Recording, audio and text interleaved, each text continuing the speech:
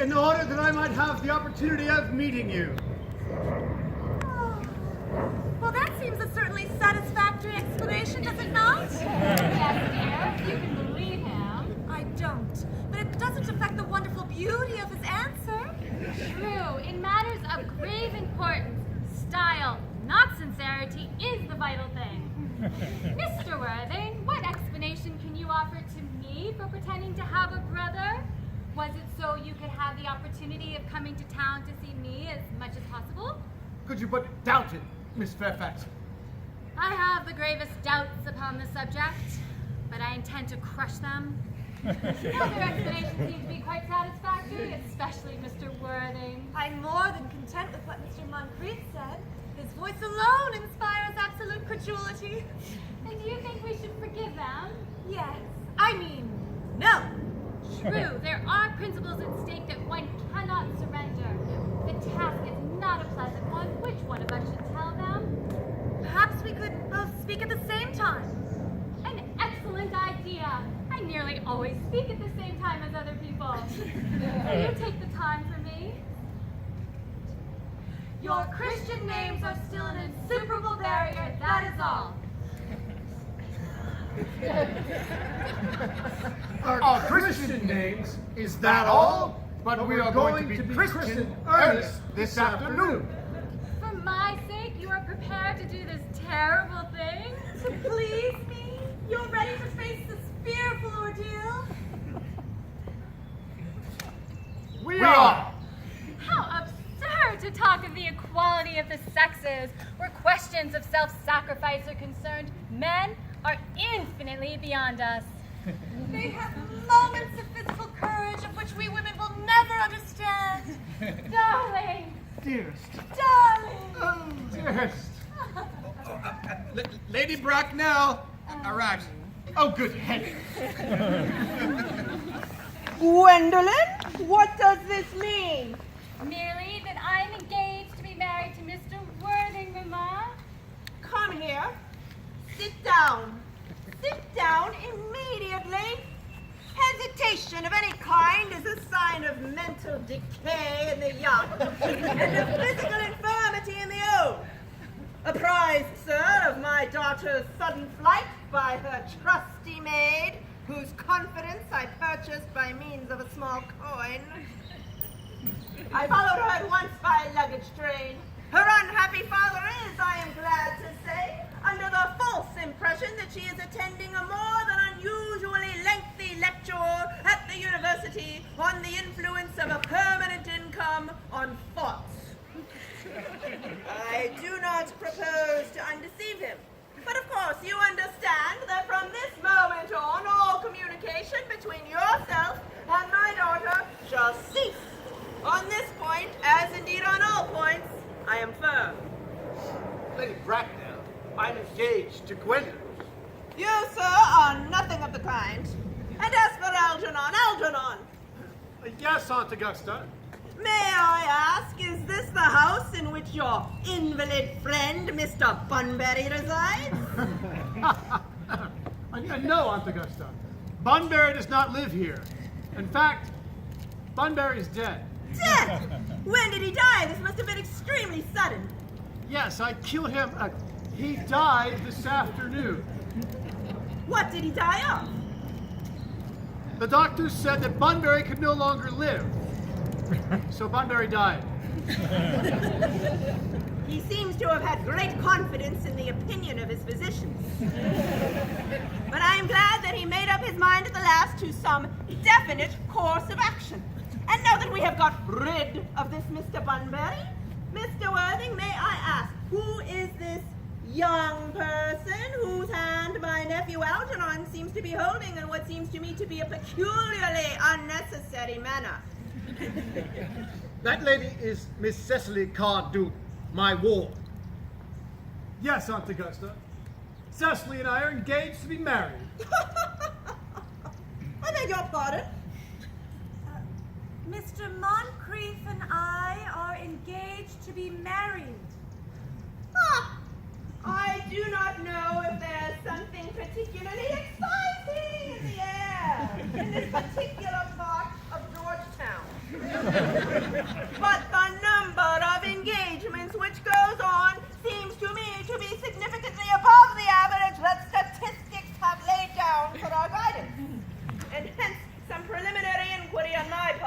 would not be out of place.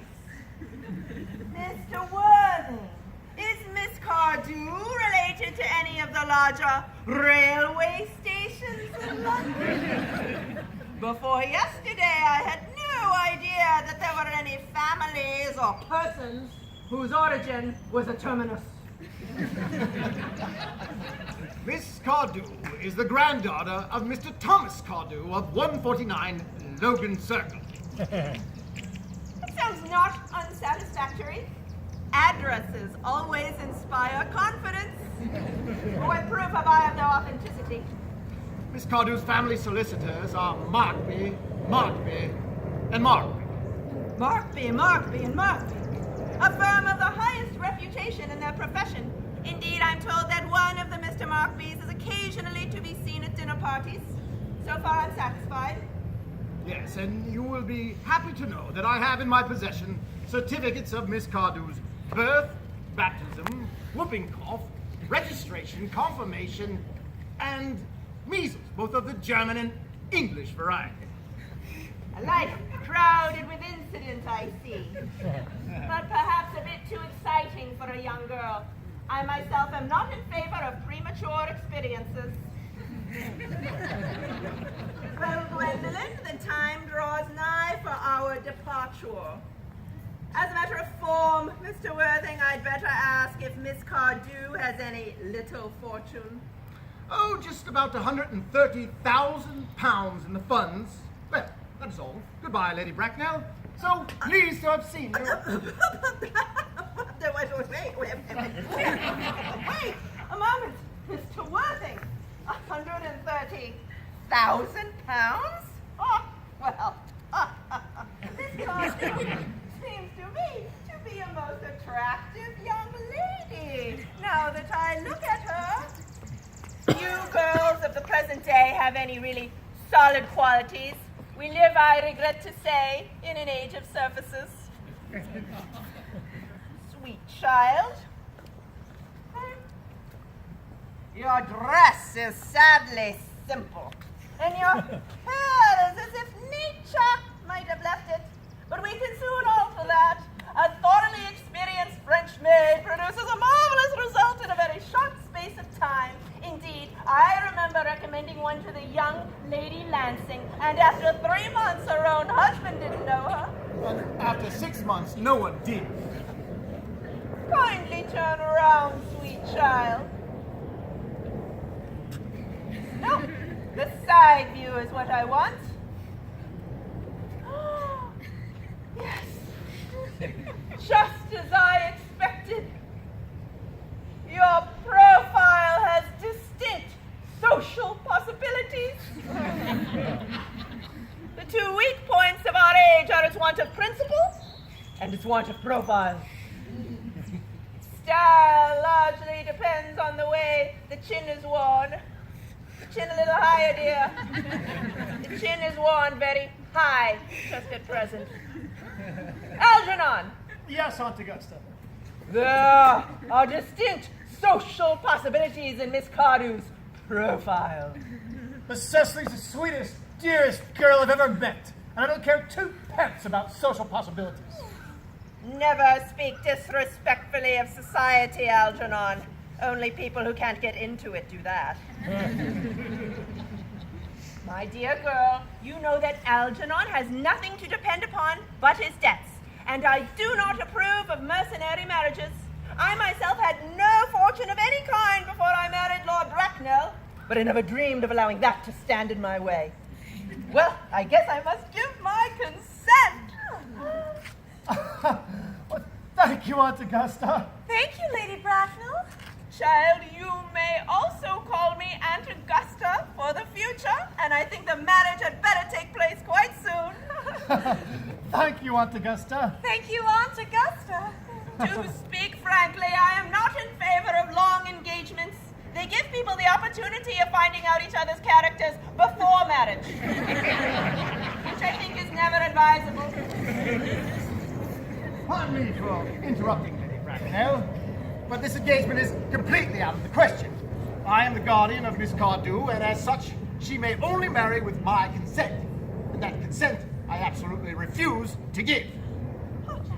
Upon what grounds, may I ask? Algernon is an extremely, I may say unostentatiously eligible young man. He has nothing, but he looks everything. What more can one ask for? It pains me very much to have to speak frankly to you about your nephew, but I do not at all approve of his moral character. This afternoon, while I was away on an important matter of romance, he gained access to my home under the false assumption of being my brother. And, under a false name, he gained access and drank, I've told my butler, entire bottle of my Pierre Juret Brut 89. Mr. Worthing, upon careful consideration, I have decided to completely overlook my nephew's conduct towards you. Very generous of you, Lady Bracknell, but the decision is all mine. I refuse to give my consent. Come here, dear. How old are you, dear? Well, I'm 18, but I pretend to be 20 at the evening parties. You are quite right to make some slight alteration. Indeed, no woman should ever be quite accurate about her age. It looks so calculating.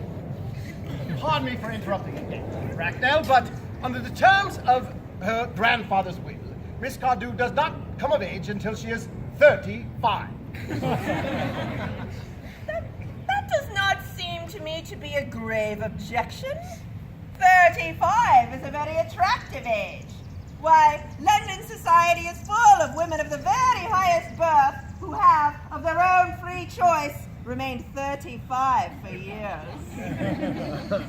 Algie, Yes, could you wait for me until I was 35? you know I could. I felt instinctively that you could. But I can't. I can't wait 5 minutes for anything. Millennials.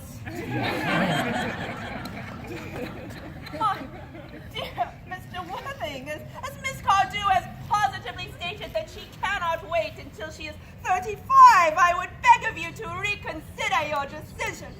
There, Lady Bracknell, the matter is completely in your own hands.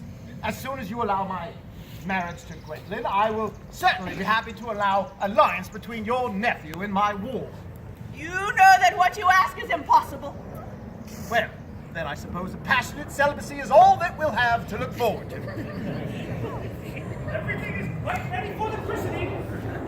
The christening, sir, is that not somewhat premature? Both of these gentlemen have expressed a desire for immediate baptism. At their age, Algernon, I forbid you to be baptized. I will not hear of such excesses. Am I to understand then that there are to be no christenings at all this afternoon? Well, unfortunately, Dr. Chasuble, that as things are now, I think it would do neither of us any good. I am grieved to hear such sentiments from you, Mr. Worthing. They savor of the heretical views of the Anabaptists, views that I have completely refuted in 4 of my unpublished sermons. However, given your present mood seems to be one peculiarly secular, I will return to the church at once. Indeed, I have just been informed by the pew opener that for the last hour and a half, this prism has been waiting for me in the vestry. Prism? Did you say a Miss Prism? Yes, Lady Bracknell, I'm on my way to join her. Pray allow me to detain you for a moment. This may be a matter of vital importance to Lord Bracknell and myself. Is this Miss Prism a woman of repellent aspect, remotely connected with education? She is the most cultivated of ladies, the very picture of respectability. Oh, it must be the same person. May I ask what position she holds in your household? I am celibate, madam, more or less. Lady Bracknell, Miss Prism has, for the last 3 years, been Miss Cardew's esteemed governess and valued companion. In spite of what I hear of her, I must see her at once. Let her be sent for. She approaches. She is nigh.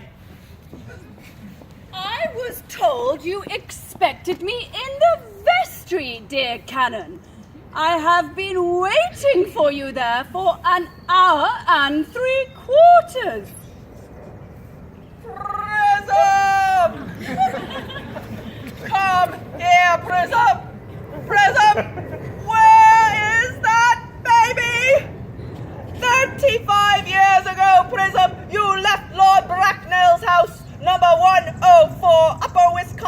Avenue in charge of a perambulator containing a baby of the male sex. You never returned. After weeks of elaborate investigations by the Metropolitan Police, the perambulator was discovered standing by itself shortly after midnight in a remote corner of Cleveland Park. The perambulator contained the manuscript of a 3-volume novel of more than unusually revolting sentimentality. But the baby was not there. Prism, where is that baby? Lady Bracknell. I admit with shame that I do not know. I only wish I did. The plain facts of the case are these. On the morning of the day you mention, a day that is forever branded on my memory, I prepared, as usual, to take the baby out in its perambulator. I had also with me a somewhat old but capacious handbag, into which I intended to place the manuscript of a work of fiction I had written during my few unoccupied hours. In a moment of mental abstraction, for which I never can forgive myself, I placed the manuscript in the bassinet.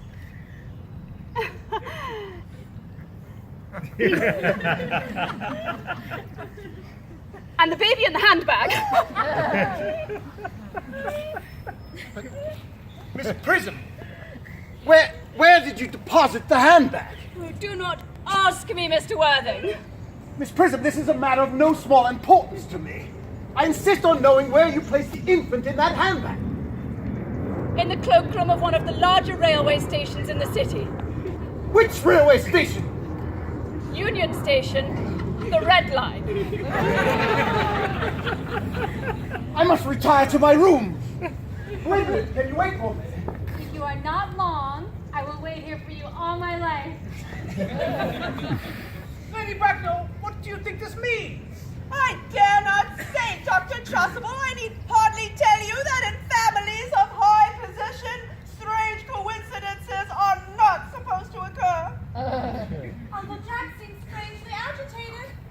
Your guardian has a very emotional nature. I wish he would arrive at some conclusion. The suspense is terrible.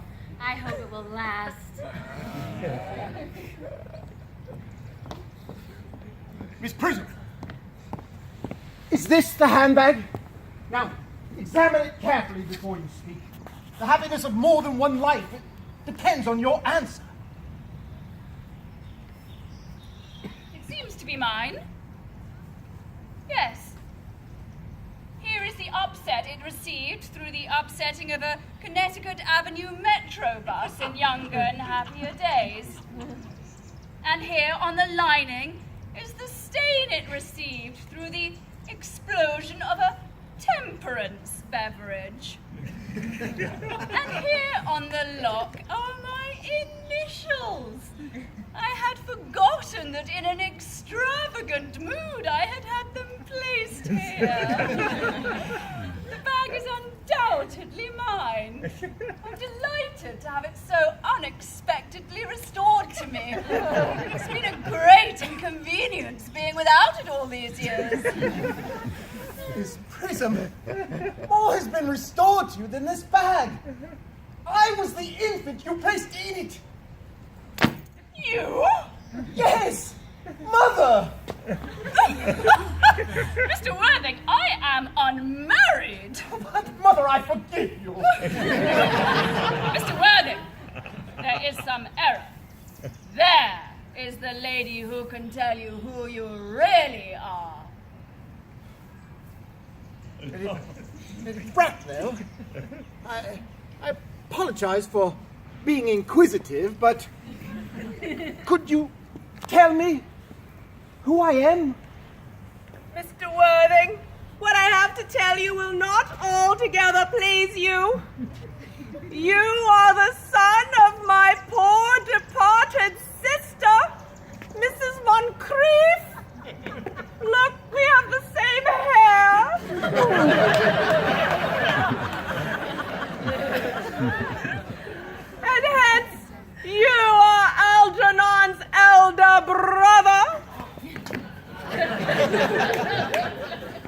his elder brother!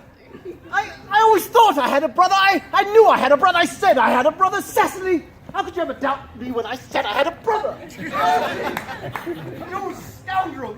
Never been a brother to me in all your life. Well, I gotta admit, not until today, old sport. My own one, but what own are you? What is your Christian name now that you are somebody else? Oh, for heaven's sake, I nearly forgot that point. Well, I suppose the decision on that matter is irrevocably yours. I never change, except in my affections. Gwendolyn, what a noble nature you have. Well, I suppose the matter should be cleared up at once. Lady Bracknell, at Augusta, when I was placed in the handbag and left at Union Station, had I been christened? Every luxury that money could buy, including christening, were lavished upon you by your fond and doting parents. That settles it. I was Christian. Now, what was the name I was given? Tell me the worst. Being the eldest child, you are naturally christened after your father. Yes, and what was my father's Christian name? I can't recall the general's first name at present, but I'm certain that he had one. He was very eccentric, I must admit, but that was the result of the Indian climate and marriage and indigestion and other things of that kind. Algy, do you remember our father's Christian name? We weren't on speaking terms. He died before I was one. Well, I suppose his name would be on the army list of the period. At Augusta? Yes, the general was a man of peace, except in his domestic life, but his name should appear in any military directory. The army list of the last 40 years are here. Oh. Yeah. These wonderful records should have been my constant study for years. Let's look under generals under N. Magsby, Malum, Murgatroyd. God, awful names these are. Malum, Maxby, Mobbs, Moncrief. Lieutenant, 1840.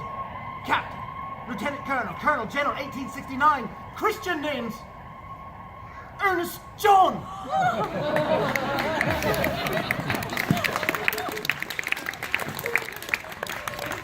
When did I always told you my name was Earnest, didn't I? Well, naturally it is. Of course it is. Yes, I recall the general's first name was Earnest. I knew there was a reason I disliked that name. Ernest, my own Ernest. I knew from the first you could have no other name. Oh, Gwendolyn, it's a terrible thing for a man to suddenly realize that all his life he's done nothing but tell the truth. Mary's cousin. Well, that's all right. Can you ever forgive me? I can, for I feel you are sure to change. My own wife. Letitia! Frederick! At last! Cecily, at last!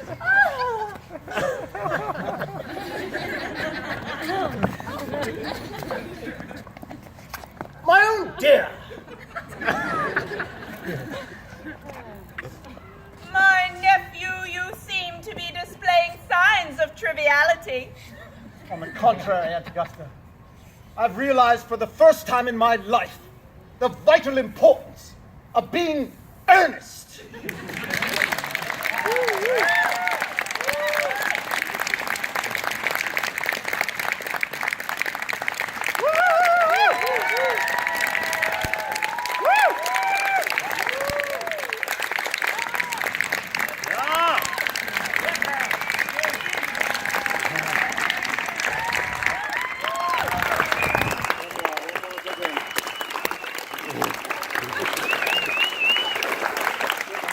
Our director!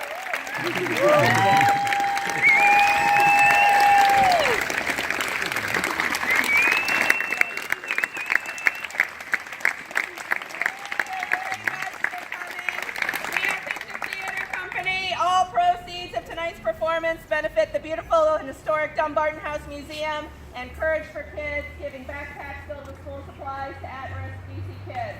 We'll be back here November 7 to 9. In the meantime, catch some encores of Oscar Wilde next Wednesday at Woodlawn Mansion in Alexandria and next Saturday at the DuPont Underground. And have some more drinks.